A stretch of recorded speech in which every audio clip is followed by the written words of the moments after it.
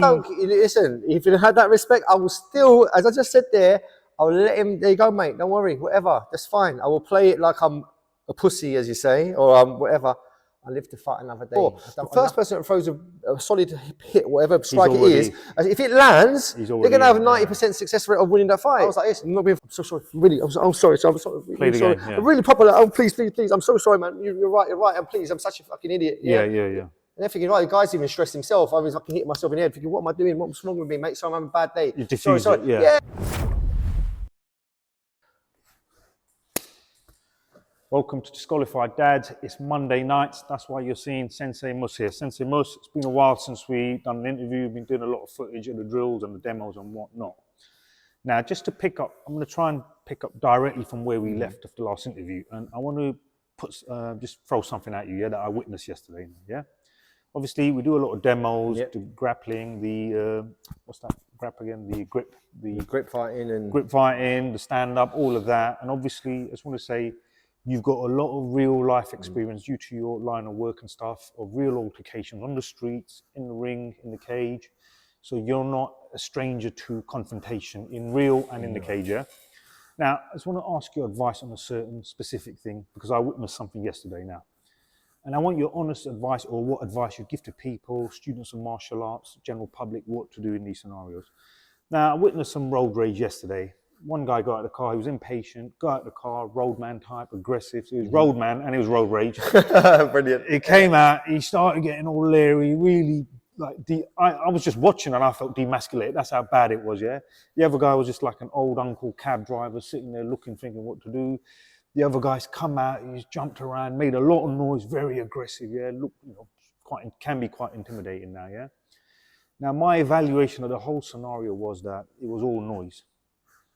I didn't think that guy would have ever fought, but that guy was old, he was a cab driver, so he could have got away with it. Now, let's say yourself... Sorry, the guy that was arguing was... No, the roadman was arguing, that old guy, cabbie guy. It was a cabbie, so you could see he's on the road every day. He's not the guy who's going to come out and fight. He just... So the other guy, so something's happened, he's got out and got up to his car and started shouting and remaining. All right. Really nasty, nasty, I'll brock you up and this and that, and all roadman sort of bollocks, Now, if that was you, what would you have done and what would you advise someone else to do? Because I don't think that guy was ever going to really fight, but you cannot totally be placid and take that sort of abuse. Or what would you say to that? Okay, so this is where we talk about, I don't know, your ego and things like that, At the end of the day, depending on where the cars are positioned, so I don't know how the car was positioned. Did you cut him up and stop off? Or no, they're on a side street. One guy just wasn't patient because the cabbie was trying to park up in a tight gap. The other guy wasn't patient, charged up and said, get out of the way, this, that, whatever. And Did the other guy have space to drive off if he wanted to? No, he couldn't. He was picking up a passenger. The passenger was on the curb, but he was trying to park up. So it was an awkward situation. He couldn't leave because he's picking up a fare. It was a very narrow road. So the other guy just needed to be a little bit patient. But again, he was a bit of a roadman type. Jumped out. First, he started shouting and swearing from his car windows. What are you looking at? This, that? What are you doing? Move your car and all this. Then he came out and then he started sort of throwing his arms around and stuff like that. Now, like I said, the cab driver just sat in his cab because he probably sees that 2 or 3 times a day being a cab driver. Well, but if I get out, I'm going to get beaten up here. So what's the point? If you get out, you got to rux because that guy's already, he's already taken the frame. Exactly. So this is where it goes to, at the end of the day. I've always been one for, don't fight unless you have to fight, And there's too many people at the moment that when someone's ranting and raving in front of them, they want to do something about it. They want to have to do something about it. Sometimes you just got to let it go. So yes, you might want to punch the person and think, who's this guy? We're talking to me like that. I want to give you some back. But we can't allow that to cloud our judgment for look at the situation for what it is. At the end of the day, you got family, you got loved ones. If he pulls a weapon out on you, this and that, you don't know what's going to happen. Okay? I mean, if you can drive off and get away, then you drive off and get away. If you can't, it might even come to the point where you're going to have to just stay in the car, just pretend, apologise. You don't have to, I'm sorry, boss, I'm sorry, you're right, I'm probably, whatever. You got to eat it sometimes, especially if you know you're out of your depth. Do you know what I'm saying? Okay, but that's because if you go out of the car, then it's kind of like, there's no real self-defense there now because you're kind of getting out of the car to, well, where are we going to go with this? And plus you're putting yourself in danger. If he stays in the car and the guy tries to open the car, well, now he's going to have to do something about it. He's going to have to react. He's going to have to do something because you can't get the guy to pull you out of the vehicle. Okay, that's what I gather. So it was all noise. The guy knows he could have got away with it. And I agree that maybe cab driver was out of his depth and, like I said, sees road rage 2 or 3 times a day. But what would you have done, or what would you advise one of your students to do? Because the amount of disrespect, yeah. the amount of disrespect It's that was all right. coming, It's okay. It's all right. I completely- don't listen. If you had that respect, I will still, as I just said there, I'll let him. There you go, mate. Don't worry. Whatever. That's fine. I will play it like I'm a pussy, as you say, or whatever. I live to fight another day. I don't have nothing to prove. I don't need to do that. Yeah, okay. No, you've got to get away from this. This is why 18, 19-year-olds are getting stabbed to death. I've got a guy, I'm not going to name any names. He does private sessions with me, yeah? And this was one of the things he said to me. But, Sensei, when do I punch the guy? I said, what do you mean? He goes, if I'm with my family and the guy's disrespecting me in front of my family, I'm going to do something about it. I said, why do you have to do something about it? Because he's mouthing off, he's disrespecting me, makes me look like I'm weak in front of my family. Oh, it doesn't matter, does it? End of the day, let his words in and out and go. Now you go and, okay, you hit him and he dies or something happens to him. You get some of your family will praise you. Yeah, well done, you're a big man. But some of you will be like, what an idiot. Why don't you just leave it, bruv? He was only saying some bits and bobs.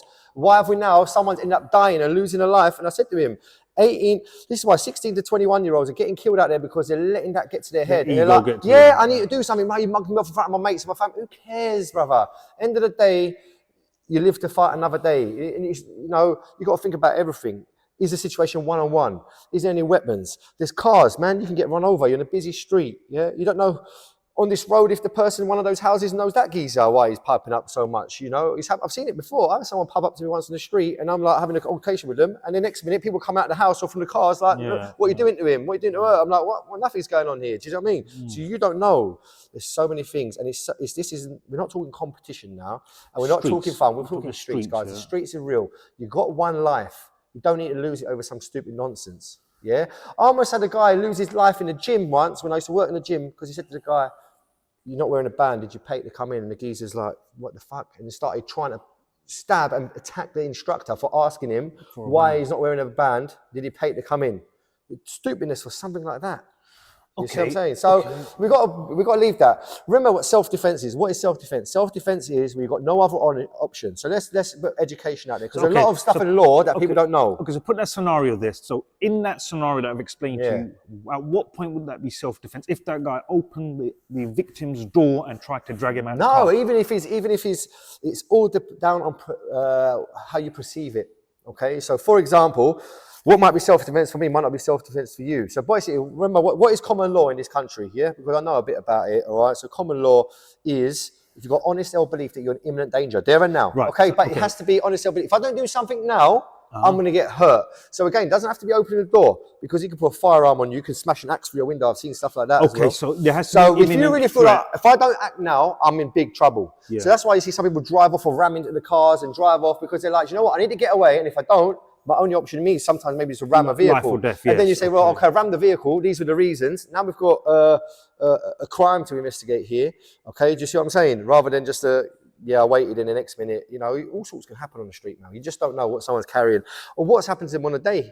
And is what's going on in here. Because you're having a bad day. Yeah, listen, the point I'm making here is, again, a lot of normal people don't realise that you don't have to wait to get hit to do self-defence. This is what people think. Imminent danger. They think you've got to get hit first and then you react. But remember, I've told the guys and the students in the class before, the first person that throws a solid hit, whatever strike it is, if it lands, they're going to have a 90% success rate of winning that fight. I'm not being funny, because any training they've done is going to go, because especially if you're rocked, now you're clouded, because it's happened to me before as well, you know? You're getting thumped in the head. You're just seeing spots and dong and blackness, and you don't even know where you are. So, if you've been training, your muscle memory, your hands will do some stuff, but your brain can't think. If your brain can't think, if you have this shit training, then you're not going to be able to react to that situation you've lost already. Okay, Mus, let me dissect it a little bit further now. I'm going to go back a little bit again here. So we're going to come back to this in 1 second. But again, don't get me wrong too, you could try pleading all the time, and that might not work as well. Because that's happened as well. Do you know what I mean? I'm sorry, this, that, and they think, okay, now I've got an easy time. We'll go back to the primals. We'll go back to the ego again then now, Because look, from what you're saying, I understand what you're saying. I agree with what you're saying. I think that is the sensible thing to do. But are you saying that from a perspective because you've had competition, you have nothing to prove, it won't affect you? But if a guy feels that the level of disrespect here and this ego that is putting on you with this aggressive sort of talk, you can't be you're saying be completely placid if you can and get away with it. Just to but again, that comes down to training, doesn't it? Your training and the confidence in yourself. That's what it comes to. But a lot of people that don't have the training, they don't have the confidence. Now, if I didn't train and know what I can do to someone, because something that's scary as well, you know what you can do to someone. But again, like I said, I've seen stuff, everyone's seen stuff happen to people, yeah, but I've seen a lot of stuff happen to people when it doesn't need to happen. Right. And this is what we've got to forget. But a lot of people, youngsters, again, it goes back to youngsters, they don't think about consequences before they do something. Do you know what I mean? They just react. And this is why people are losing lives. If you boil everything, every situation down to when people kick off and start fighting, something silly. it could, it's silly, and it could have been easily avoided. But what happens is the two brains clash and they end up attacking, and no one cuts that off. Yeah. No one cuts that off, and it goes from that to that to that. Now, if we start arguing here, and then we don't back down, neither of us back down, again, she's get raised voices, get louder and louder, and you have to fight. But if you get someone who sees that and thinks, you know what, okay, we need to stop the situation, so let me give that person, what do they want? How are we going to sort this out? What do you want? And give them sometimes what they want, then that way you kind of cut off the argument. You can't keep going to and from, because eventually you're going to end up rolling around and fighting. And that's what it is. And that's an art in itself. The art in itself is to recognize that there's no need for this right now. Like I said, they're not attacking you. They're not threatening to attack you. But if it's just for the sake of an argument, I had one the other day. Someone, I messed up in the traffic or wherever it was, and the geezer was giving me the fingers, you fucking ears. I was like this. I'm so sorry. Really, I'm sorry. I'm sorry. Really sorry. Game, yeah. I'm really proper. Oh, please. I'm so sorry, man. You're right. And please, I'm such a fucking idiot. Yeah. And they're thinking, right, the guy's even stressed himself. I was fucking hitting myself in the head, thinking, what am I doing? What's wrong with me, mate? So I'm having a bad day. You diffuse it, No. If you can master the art of diffusing people by persuasion and that type of stuff, it really works. And that's a talent, I'm telling you. Okay, but in order to get that sort of confidence where it won't affect your ego, it's because you've put time in the classes and the mat and the ring, or I think it's something you have as well. Because don't get me wrong, we're not saying you don't get scared, because people get scared, don't they? Everyone gets scared. No, but my point is, you don't have nothing to prove to yourself, because you know what you're capable of. You put the hours in, you've earned that right to say, I just look and think, I can deal with this guy. I don't need this. Yeah, plus, it doesn't matter. Well, even if you could easily deal with it, even if you could deal with him, you have to. I'm a guy because I'm thinking about consequences. So you're thinking about, you could lose your job. How's it going to affect your family?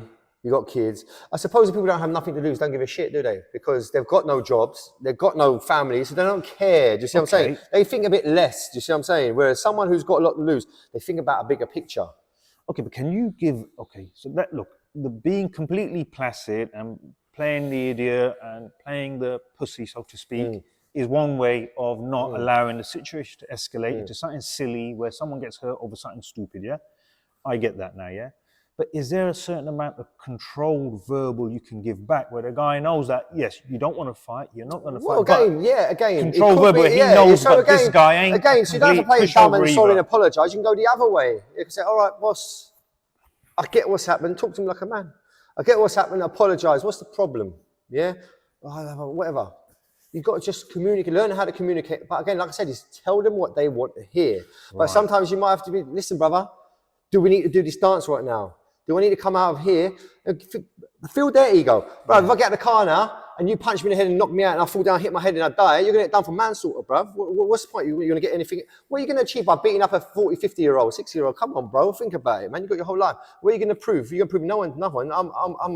I'm a pussy, really. Like, come on, like, who am I? And that feeds people as well sometimes. They start thinking, actually, well, if I do knock this geezer out and he dies, I'm not gaining anything. What am I actually getting from this? Nothing. So you've got to gauge his energy, gauge his ego, play it accordingly. But stay safe. Like the guy, he didn't get out of the car, didn't open the door, window wound up, because at least he's got a barrier. Remember, barriers is what keeps you safe. Yeah, he was just giving him a cold stare, that's it. Yeah, barriers. He didn't react. Yeah, just cold barriers stare, is what keeps you safe, end of the day. Yes. You know what I mean? Like, say if someone comes in here now with a knife, and you can close the door and stay behind it, you're safe. They can't stab you. Pitbull comes in, close the door, they can't attack you. Yeah. But you see what I'm saying? So you have to have the confidence to gauge the situation, the character, and the energy, and the ego. Some people, they never think about this stuff. Do you see what I mean? Like I said, this is a whole lesson in itself. This is a whole, you could study this for years on end, learning about human psychology and behavior and all that type of stuff. Do you know what I mean? 90%, like you said, or 90% is mental in any altercation. Would you say, like another martial arts teacher I had many years ago, said to me, 90% of altercations won't go to violence or fisticuffs. It's a lot of no, because of this bravado. It's a lot of bravado, posturing. But the word is posturing. But it's one person knows how to control this. That's why. If they didn't know how to control that, then you're still going to fight. Do you see what I'm saying? It's like you put two kids together they don't have that rationale to talk to each other, do they? So 2 kids are going to start fighting. You get 2 3-year-olds or 2-year-olds that don't understand to communicate. Okay. They're going to start, you took my toy, push you, pull me, and then, you know, that's what happens. They start fighting because they can't communicate. All right, okay, let's go back to this. And as you said, there's an altercation. So let's say me and you're sitting here now. If I feel in imminent danger at any given moment, I'm allowed to use reasonable force. Yeah, so absolutely, speak, all day long, yeah. Now, that imminent danger could be that he looked like something just went loose in his head. He had this look in his eye. He looked like I felt there has to be some element of I felt my life was in danger or I was under threat of violence, hence I acted first. Because with any other altercations that I've seen, witnessed and whatnot, there was always that element of neither party's fully reacting, but they're posturing, but one's waiting for the other to throw before you react. And then in some situations, one guy, when he just comes charging full pelt forward, there's a very natural affinity for the other guy to back down or just defense mode or try and break the guy's process in charging. But if there's none of that, there's no one effectively charging, it's posturing. So the guy came out his car, he moves around, jumps around. You're not in any, you know if a guy's coming at you. Yeah, that's what I'm saying. If he's going up to his door, start pulling the door open, trying to go in, and now things have escalated. So the way to look at it is, now we're not going into law fully, but if you went to a court case or wherever, you've got to use the reasonable person. If you've got like 10, 15 people watching that, how many of them are going to side with the guy in the car? If you don't do nothing, you're in trouble. Or how many people are going to side with the other person? That's always the way to look at it. If what I'm going to do now, are most people going to be on my side about it? Do you see what I'm saying? And that's what it boils down to mainly. Do you know what I mean? That's what happens, isn't it? If something happens, you're going to get judged. So at the end of the day, you need to decide. Okay. All right, okay, I get that, Mus, right? But let me try and easier said than done. Easier said than done. And again, each country is different to its own because these are the laws in this country. But what about laws somewhere else? No, I get that. I mean, even the thought of going court, it's all headache. Let's just avoid it. I get it. Exactly. It's expenses. You don't need this in your life. As grown men with kids, we don't need that crap. I get it, yeah? But I'm going to try and tackle this a little differently now, yeah? You're on your street at home. These are some boys from another street that have been a bit arsey or funny like this. If you don't nip this in the bud, every time they see you or you're around your family, you don't want this sort of bad energy around you. So there's an element of you have to stand your ground at some point to show that, listen, boys, no mug here. We don't need to fight, but I ain't no mug. To not let this sort of roadman behavior around you or your family or your house escalate. So my point is there has to be some sort of verbal confrontation where you highlight, how do you tackle a situation like that? Because my point is, when you're dealing with, when you're on the streets, bro, anything can be seen as disrespect. One look and someone's getting stabbed. Yeah, but again, it goes to anything. Like if you've got a group of youths and you're trying to reason with them, one of them might just take it the wrong way, regardless of what you say. No, but this is in your area. This is in your house. Your family, man. You have to draw a boundary so that people please don't mess about you or your family when you're not around. They know this is Sensei Mus's house. He ain't no joke. Let's not disrespect him. Do you see what I'm saying? How do you establish that sort of persona without it getting escalated to something silly? But again, but again, it's like, because there's always that balance. I think, but again, house, you know, I've had situations like this before. But again, it's how you talk to these guys on the street. Now, you get someone who wants to talk to someone in formal English, they're not going to be there with you. They're going to get you. Come on, bro. Who the fuck's this dickhead? I'm not talking to you. Yeah. You know what I mean? I'll stick one in your liver, mate. Yeah. But if you've got someone who can kind of go up to them, boys, listen. Yeah, I've been a youth as well, yeah. I know what it's like. You just go out and do what you do. But listen, don't bring your stuff here in the day. It's my yard, it's my family. Come on, man. They're disrupting my family. I've got kids, you know, come on, boys. Just respectfully, approach them respectfully. That's how it has to be. Subtle respect, you get what they're doing. And you know what I mean? That type of stuff. That's all you need to do. Do you know what I mean? End of the day, you can use whatever works for you. I mean, you could say to a mate, bruv, do you know down here, a couple of roads down, there's a couple of coppers live down here, bruv. You're coming here bringing this shit. We're just giving you a bit of words of advice, yeah? You send me something like that, just plants a little seed. 5-0 down here. Yeah, come on. So they want to call your bluff, then call your bluff, mate. Do you know what I'm saying? So you're just being smart. Hustle. You have to outsmart people, but at the same time, talk to them not like a dickhead, but talk to them as if, again, when you carry yourself, that you're not a dickhead, but you're not also looking for trouble. Like, you want to start something. Nah, like, come on, even boys, come on, man, listen, or whatever. You know how? Again, that's a talent. Like I said, it's not easy to do. You've answered that question there again, and this is what I'm been in other classes, I've been with many trainers on and off over the years, as you know now. Yeah, And this is what they've talked about, how one carries himself. You're already a victim by the way you walked up to them. Oh, absolutely. How do you build that element of carry yourself? Is it come back to confidence from training? on the mat? So you confidence from training. If you've got confidence in training, yes, okay, you will have confidence out there. Now, like I said, look, we can talk about this all day because I hear it all the time.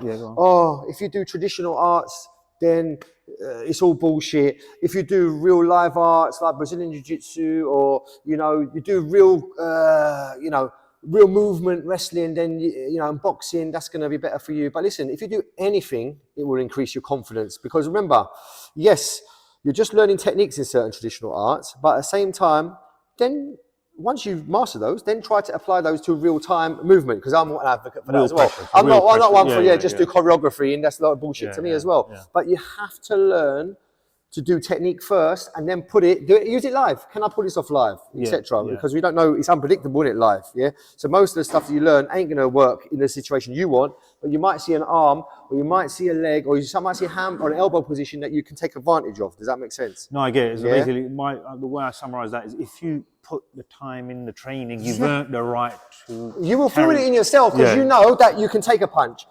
This is all you need to know. To cut it short. You can give a good strike if you need to. You can take a shot if you need to, because you practice it. You've got some sort of good skills, and you've demonstrated it live with someone who's bigger than you, quicker than you, because you can't just do bigger or just smaller. You've got to mix it. You will feel that confidence within yourself that I know what I'm doing now. Do you see what I'm saying? Most final question, as time is short. I'm going to ask you one more question now. In one of the comments in one of our little shorts and demos that we've done, I get these comments when people say, especially with the grip examples that we'll be doing and stuff like that. You got, you got the commentator, the sofa people that train on their sofa, by watching videos. Comment they made was, it's like your opponent's going to stand there, wait for you, that sort of thing. Obviously, it's a demo. What would you say to those people that are putting those comments? This is another good one, because they're always quick to criticize techniques. Techniques don't work if a technique doesn't work in real life. It's a demo, yeah. You have to do a demonstration so people can see it, and then they dissect that technique into chunks and then put it together. Now, just because you could do a technique static doesn't mean you know the technique. You can perform it, but when you really know it is, can you pull it off in real life? Okay. You pull it off in real life, real-time motion. Then you know if you actually truly know that. When your brain is under pressure, your heart is racing. When the shit's all going off, can you pull it off with muscle memory? Because remember, sometimes muscle memory just needs to kick in, because you ain't got time to think when you're trying to think and it's all going off. You've got 2-3 attackers, you can't pull it off. But if your muscle memory kicks in, even when you're blanking out because you're drilling the same movements, you'll be able to then pull those off. Yeah, end of the day, it's the same. You've got to walk before you can run. You don't just go run straight away. You walk first, and then you put it together into a run. It's the same with these wrist locks. Yeah, no one's going to just stand there and do that, because they might be doing something to you too. But likewise, as soon as they grab you, you might strike in and do something too. Yeah. But I'm not saying when we do these demonstrations on wrist breaks that when this person grabs me, that's what I'm going to do, but they're just going to stand there and take it. They're going to move too, and then. A demo is a demo for a reason. Yeah, just to learn the fundamentals of how the wrist and the arm and the body, mechanics of the body.